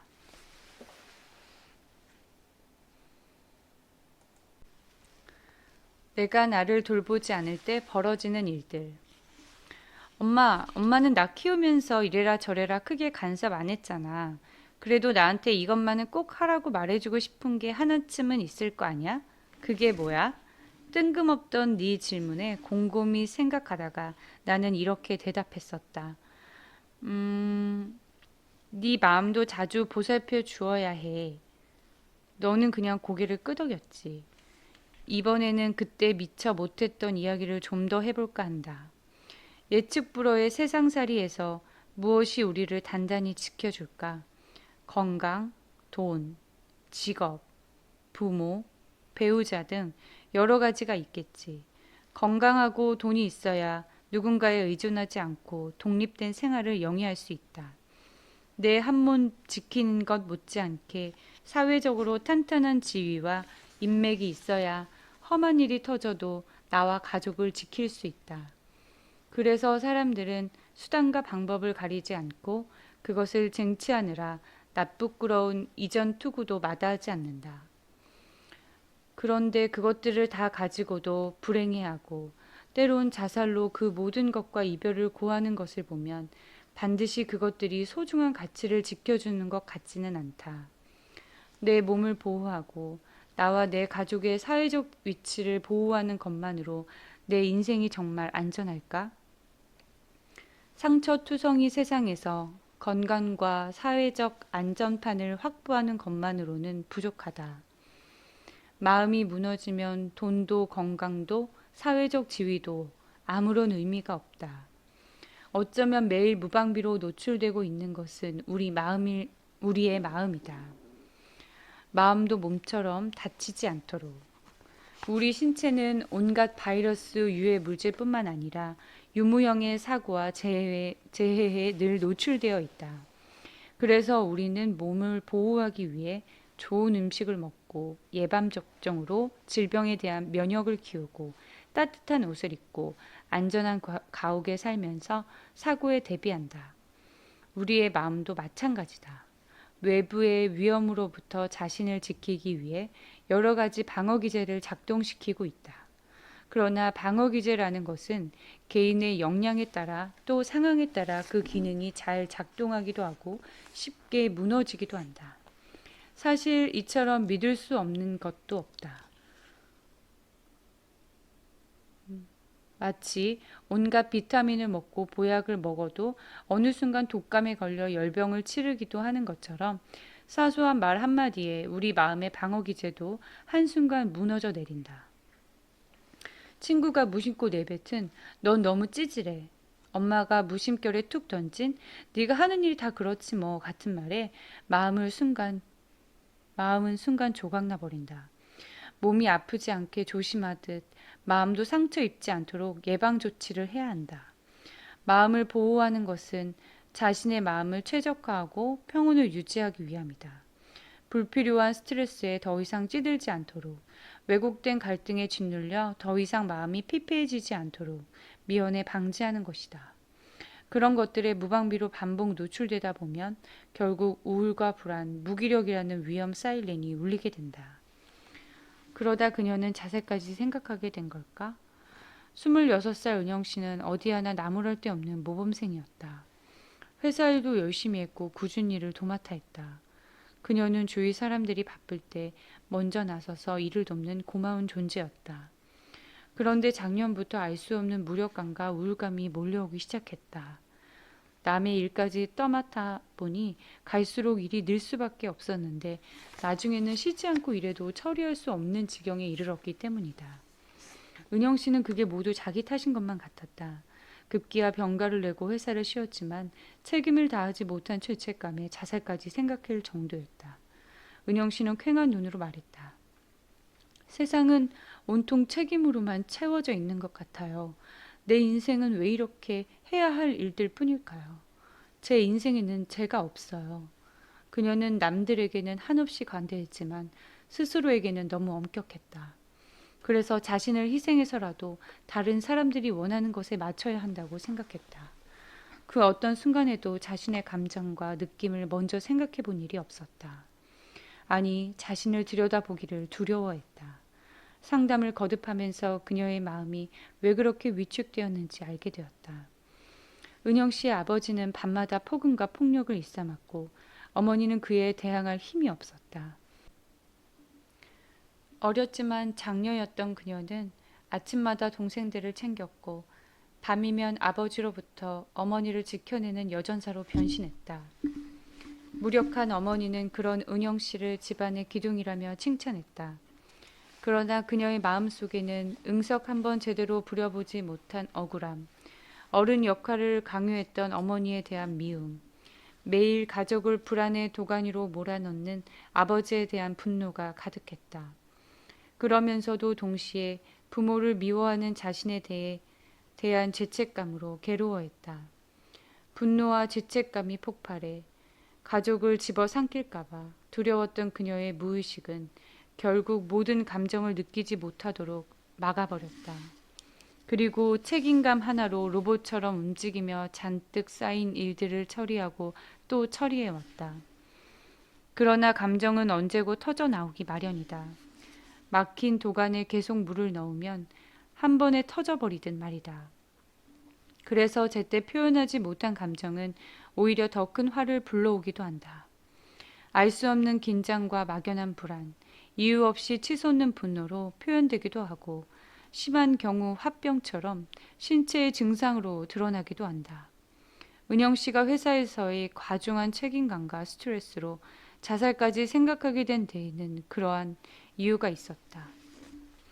나를 돌본다는 것은 모든 감정을 허락한다는 뜻이다. 사람들은 부정적인 감정은 억누르는 게 좋다고 생각한다. 누가 불안, 두려움, 공포, 분노처럼 듣기만 해도 피하고 싶은 감정을 원하겠니? 그러나 사람의 모든 감정은 하나의 통로를 타고 흐른다. 만약에 부정적인 감정을 피하겠다고 감정의 통로를 막아버리면 기쁨, 행복, 환희 같은 긍정적인 감정까지 제한되기 마련이다. 심리학자 에이브러햄 매슬로는 마음속 지옥을 피하려고 하면 마음속 천국도 멀어진다고 말했다. 은영 씨야말로 부모에 대한 분노와 죄책감을 피하려고 하다가 아무런 기쁨도 행복도 느낄 수 없는 그저 책임만 가득한 삶을 살게 되었다. 나는 은영 씨에게 데이비드 그리피스가 지은 힘과 용기의 차이라는 시를 선물했다. 자신을 방어하기 위해서는 힘이, 방어 자세를 버리기 위해서는 용기가, 다른 사람의 고통을 느끼기 위해서는 힘이, 자신의 고통과 마주하기 위해서는 용기가 필요하다. 자신의 감정을 숨기기 위해서는 힘이, 그것을 표현하기 위해서는 용기가 필요하다. 은영 씨 마음속엔 아직도 부모의 사랑을 그리워하는 아이가 숨어 있었다. 그동안 은영 씨가 그 아이의 상처를 감추고 억누르기 위해 힘을 사용했다면 이제 그 아이와 대면하기 위해 용기를 내야 할 때였다. 꼭꼭 덮어서 꽁꽁 얼려버린 죄책감과 분노를 들여다보기란 쉬운 일이 아니다. 많은 환자들이 그 가정이 너무 고통스럽고 힘들어서 과거에 살던 방식으로 돌아가려고 한다. 그러나 은영 씨는 물러서지 않았다. 부모가 저지른 잘못에 정당하게 분노하고 모른 척했던 상처 입은 내면 아이에게 사과했다. 그녀는 이제부터라도 다른 사람의 기대를 저버릴지라도 자신의 인생을 살기로 결심했다. 자기 감정을 표현하기 위해 용기를 내기로 한 것이다. 부드럽게, 더 부드럽게 살아라. 자기 마음을 돌본다는 것은 자기 안에 느껴지는 다양한 감정들을 허락한다는 뜻이다. 위에서도 이야기했듯 감정은 모른 척하고 억누르면 언젠가는 튀어나온다. 그런데 예상치 못한 방식과 강도로 튀어나오면 참 난감해진다. 그래서 감정도 적절한 한도 내에서 흐르도록 바라봐주고 인정해줘야 한다. 수치심, 죄책감, 불안, 시기심 등이 올라와도 이런 느낌이 드는구나. 당연하지. 인정받고 싶고 사랑받고 싶은 게 사람이니까 좀 잘해보려고 그런 거잖아. 충분히 이해해. 하는 식으로 다독여줘야 한다. 이것이 정서적 여유이고 마음의 탄성이다. 당연히 마음에도 임계점이 있다. 그 지점을 넘기면 폭탄이 터진다. 그런데 사람들은 생각보다 그 임계점을 높게 잡는 경향이 있구나. 이 정도는 괜찮아. 나보다 힘든 사람들이 얼마나 많은데 하면서 자기를 몰아붙인다. 그러나 감기에 대비해 미리 비타민을 섭취하듯 마음도 힘들어지기 전에 미리 쉬어줄 필요가 있다. 어려운 것이 아니다. 힘들면 좋아하는 음식을 먹고 좋아하는 사람을 만나고 예쁘고 멋있는 것들을 보러 다니라는 말이다. 웬 한가한 소리냐고? 아니다. 중간중간 조금씩 쉬어주는 것이야말로 마음의 탄성을 유지하는 가성비 좋은 방법이다. 마음이야말로 크게 다치면 회복에 정말 오랜 시간이 걸린다는 사실을 잊지 말길 바란다. 젊었을 땐 나를 지키려면 강해져야 한다고들 생각한다. 지위나 재력에 먼저 관심이 가는 이유도 마찬가지일 테지. 그러나 살아갈수록 알겠더구나. 힘을 키우는 것만큼이나 마음을 지키는 것도 중요하며 마음을 지키는 가장 좋은 방법은 경직되지 않고 부드러워지는 거라고. 그러니 딸아, 온 마음을 다해 울고 웃으렴. 모든 감정을 흐르도록 둠으로써 생이 선물하는 다채로움을 가능한 많이 경험하렴. 어떤 시련이 오더라도 마음을 돌보는 일에 인색해지지 말기를 엄마는 진심으로 바란다. 상처투성이 세상에서 나를 보호하는 법. 잘 부탁하기. 잘 거절하기. 몇 년 전 후배 의사 하나가 찾아와 하소연하듯 이야기했다. 요즘 자기가 주변 사람들에게 민폐만 끼치는 존재가 되어버려 속상하다는 말이었다. 그녀는 어려서부터 뭐든 척척 해내는 모범생이었다. 공부를 잘해서 의대에 진학했고 의대에서도 성적이 좋아 유급 한 번 없이 전문의가 되었다. 잘 닦아놓은 고속도로 위의 스포츠카처럼 큰 장애물 없이 달려온 삶이었기에 그동안 누군가에게 아쉬운 소리를 해본 일도 거의 없었다. 그러던 것이 아이를 낳고는 완전히 달라졌단다. 늦은 나이에 결혼해 아이를 낳고 그 아이가 5살이 되도록 키우면서 그녀는 부탁합니다, 죄송합니다 소리를 입에 달고 살게 되었다. 학회에 발표가 있거나 회식이라도 있는 날엔 아이를 돌봐줄 사람이라면 누구에게라도 오늘 꼭 일찍 올게요. 아이 좀 잘 부탁드립니다 하며 머리를 조아려 했고 퇴근이 조금이라도 늦을라치면 발을 동동 굴렀다. 그뿐만 아니라 아이가 공공장소에서 시끄럽게 굴거나 뛰어다니면 자기도 모르게 아이를 심하게 제지하고 사람들에게 죄송합니다 소리를 연발하게 되더란다. 지금껏 남들의 도움 없이도 잘 살아왔는데 갑자기 누군가의 도움 없이는 하루도 못 버티는 존재가 되어버리니 자기 자신이 너무 초라하게 느껴진다고도 했다. 매일이 살얼음판 같은 워킹맘의 그 심정을 어찌 엄마가 모르겠니. 나도 너를 키우며 아슬아슬하게 하루하루를 버텼으니 말이다. 제 아무리 직업적 능력이 뛰어나거나 모성애가 가득한 사람도 아이는 절대로 혼자서 못 키운다. 늘 다른 사람의 도움이 필요하기에 적극적으로 도움을 찾아다녀야 하는 것이 바로 엄마의 삶 그 자체란다. 그렇게 살다 보면 자연히 인간이라는 존재가 서로 도움을 주고받을 수밖에 없는 그물망 안에 있음을 깨닫게 되지. 제 아무리 뛰어난 인간도 결코 끊을 수 없는 민폐의 사슬이라고 할까? 그런데 왜 사람들은 부탁하기를 어려워하는 걸까? 옛날처럼 한 마을에서 평생을 살던 때에는 민폐가 자연스러운 일이었다. 도움이 필요할 때 베풀어야 나중에 나도 도움을 받고 살 수 있으니까. 그러나 전통사회가 해체되고 현대사회에 이르러 개인의 익명성이 대두되면서 도움을 주고받기도 어려워졌다. 전통사회와 달리 현대사회에서는 내가 이웃에게 베푼 도움이 돌아온다는 보장이 없기 때문이다. 더 나아가 경쟁이 치열한 세상에서 사람들은 도움을 베풀 여력도 부족하다. 그러니 다들 속으로 바라는 것이다. 각자의 문제는 각자 알아서들 잘 해결합시다. 하고 더군다나 능력주의 사회에서 부탁은 더욱 어려운 일이 되어버렸다. 타인에게 무언가를 부탁한다는 것은 혼자서는 그 문제를 해결할 능력이 부족함을 시인하는 꼴이라고 여겨서다. 앞서 이야기한 후배 역시 육아 문제를 혼자서 제대로 해결하지 못한다는 사실, 즉 자기에게 육아 문제를 완전히 해결할 능력이 부족하다는 점을 인정하기를 가장 어려워했다. 뭐든 잘 해내는 모범생 스타일의 사람들이 부탁을 꺼리는 이유이기도 하다.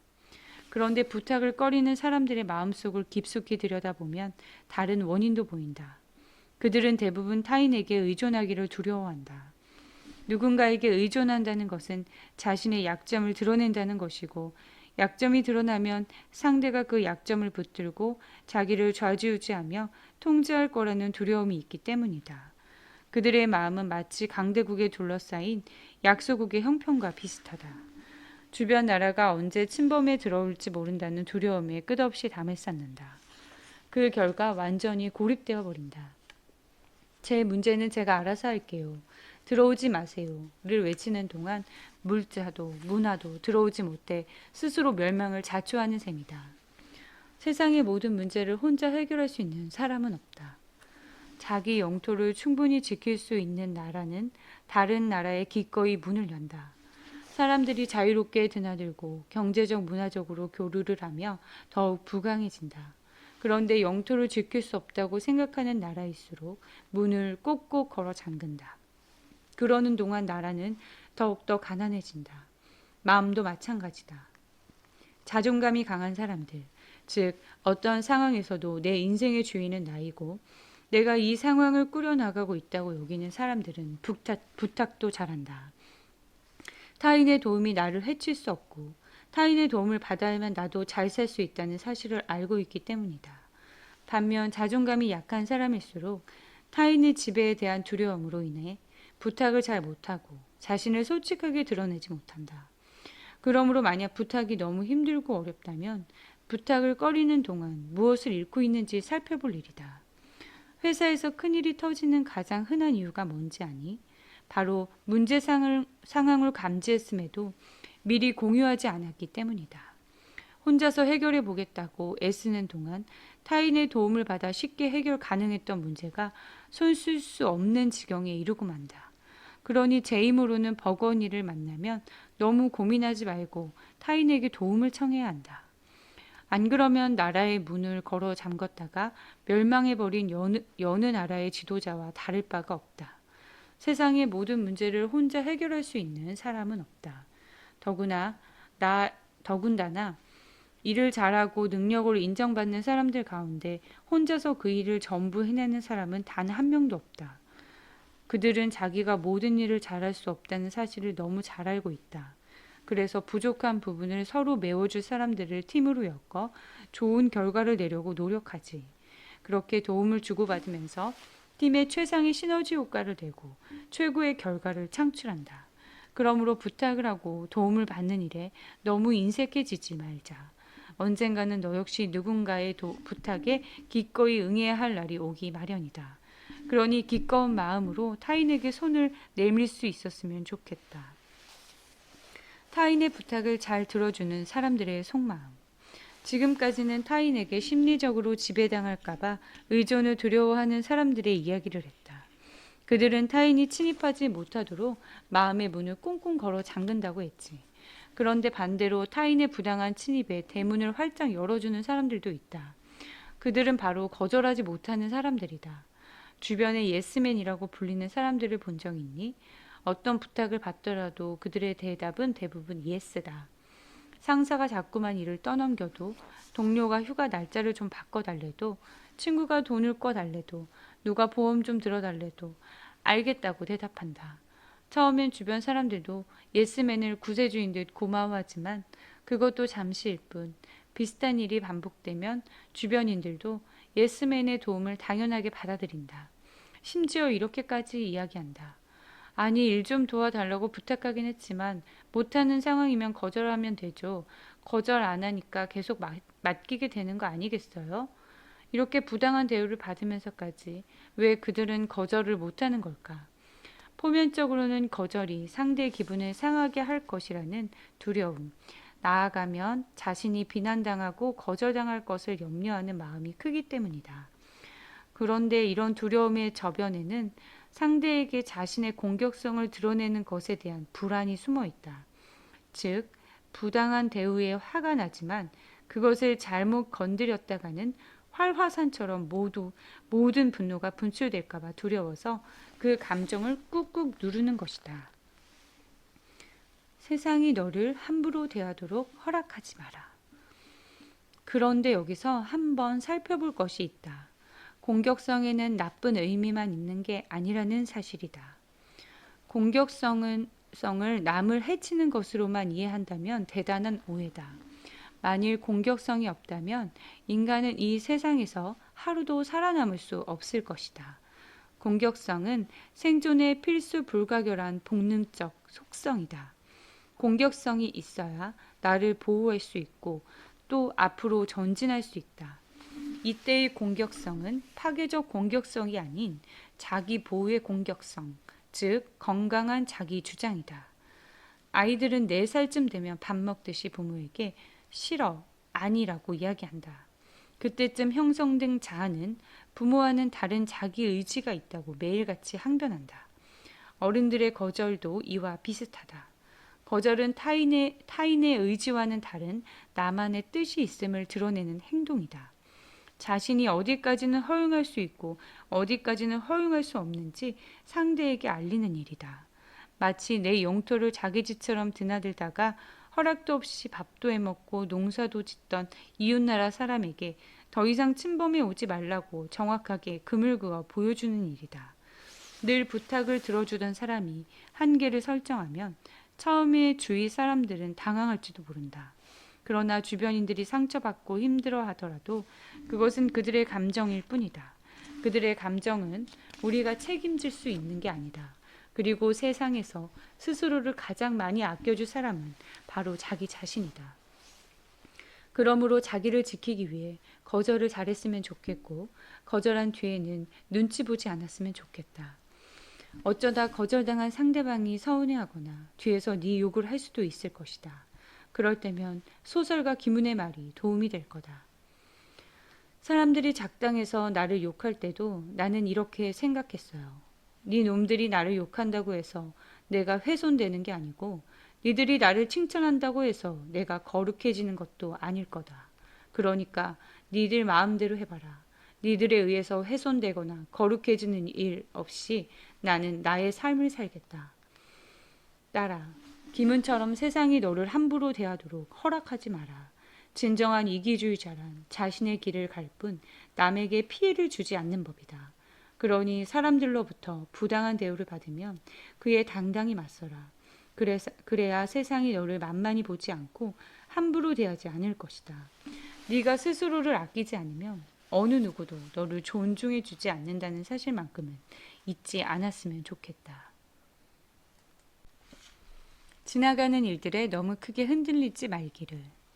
일본에서 사토리라는 말이 유행한 적이 있었는데 너도 들어본 적이 있는지 모르겠다. 사토리는 득도를 뜻하는 일본어로 1980년대 후반 이후 태어난 세대를 가리킨다. 이들은 자동차, 해외여행, 명품 등에 관심이 많으며 돈과 성공에도 큰 욕심을 두지 않는다. 기본 생활을 유지할 수 있는 정도 이상은 벌려고 하지 않는다.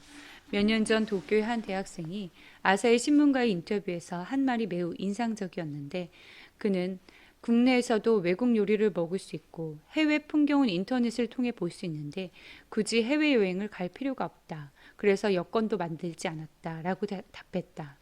이처럼 물질적 풍요에 집착하지 않으며 주어진 현실에 만족하며 살겠다고 말하는 사토리 세대는 언뜻 보면 무소유를 실천하는 건강한 젊은이들 같지만 속사정은 그렇지 않다. 이들은 일본의 거품 경제 붕괴 후 장기 불황 속에서 성장했다. 그래서 꿈이나 목표를 가진다 해도 이룰 수 있는 보장이 없다는 걸 잘 알고 있다.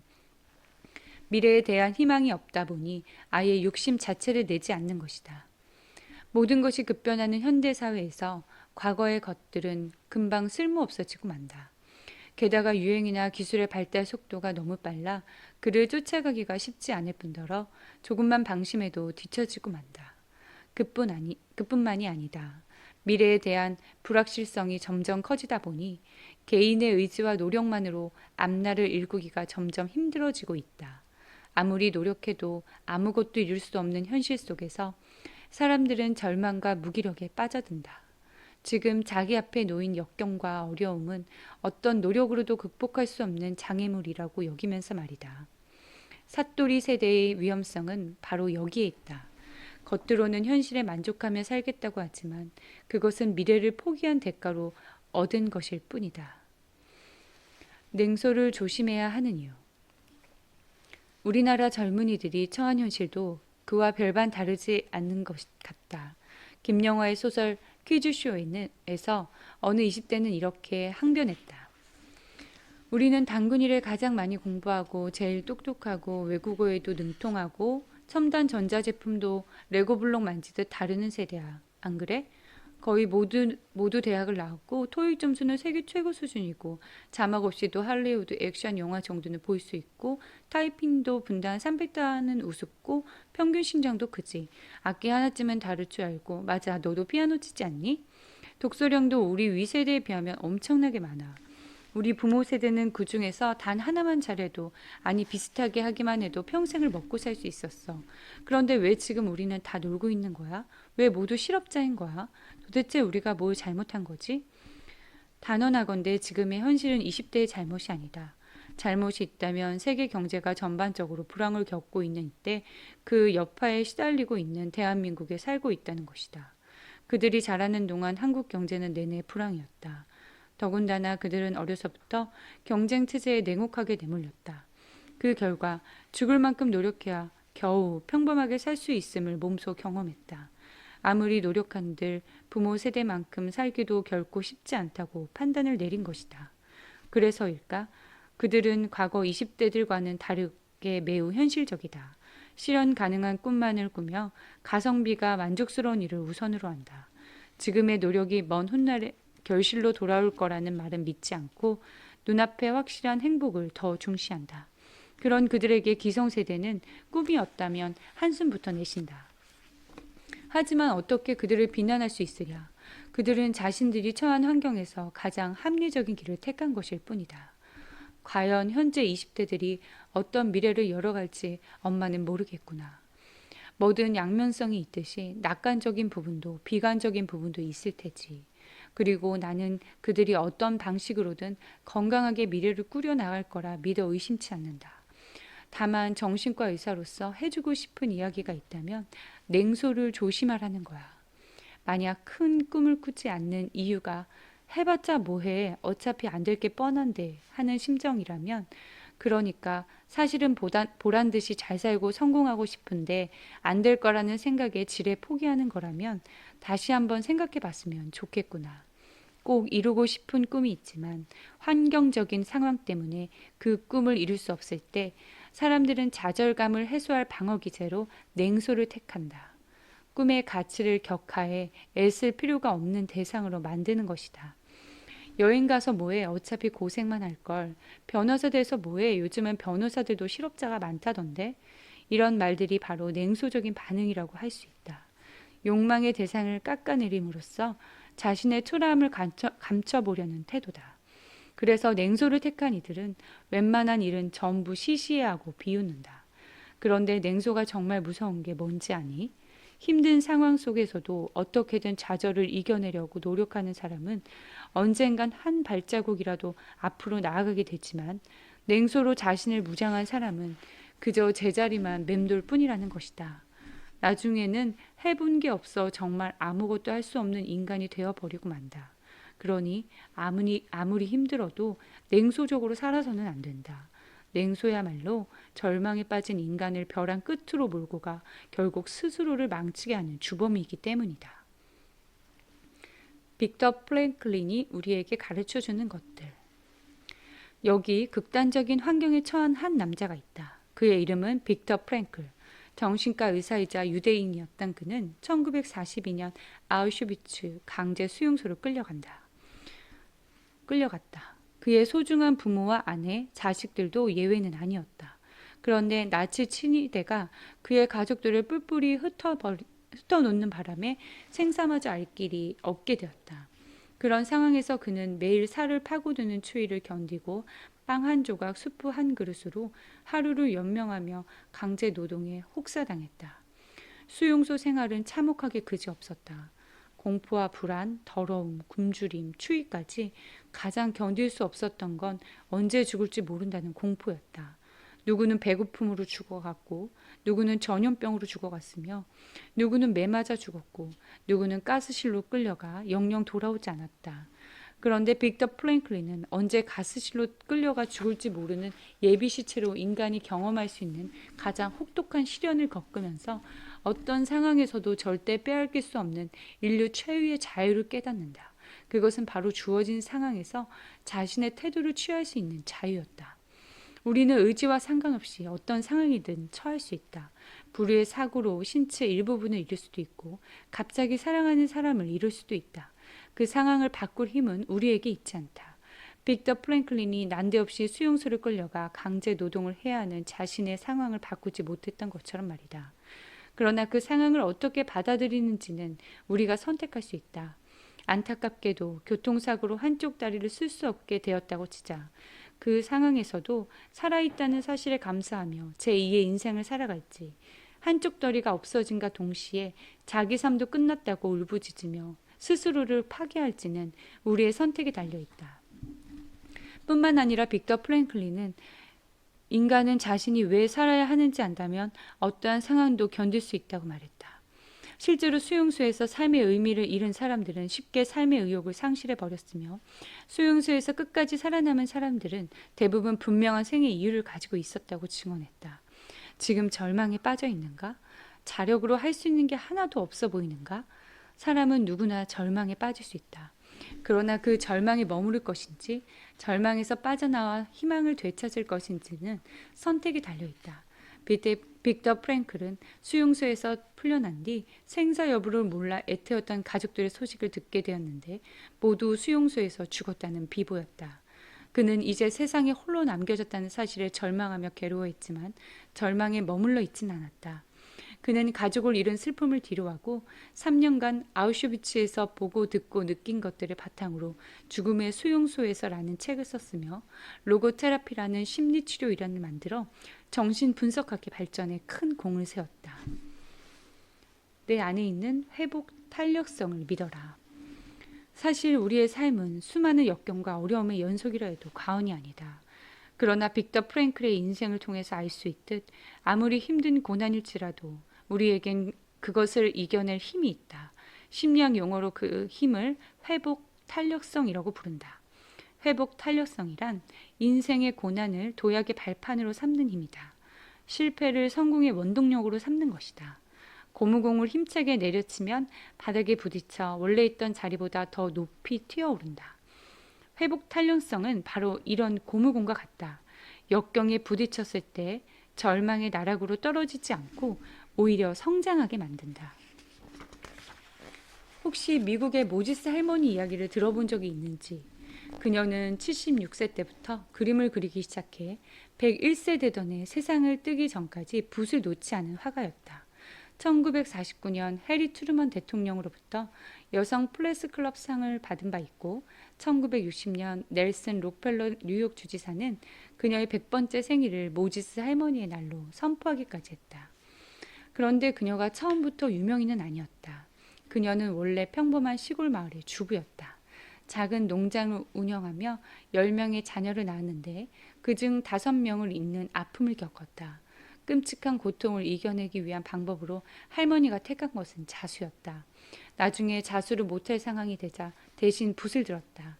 할머니의 그림이 세상에 알려지게 된 건 아주 우연한 기회에 한 수집가가 시골 구멍가게에 걸려있던 그림을 사가면서부터다. 이듬해 미술기획가 오토 칼리어가 뉴욕의 한 미술관에 할머니의 그림을 전시했고 그것을 본 사람들이 뜨거운 관심을 보이면서 할머니가 유명해지게 된 것이다.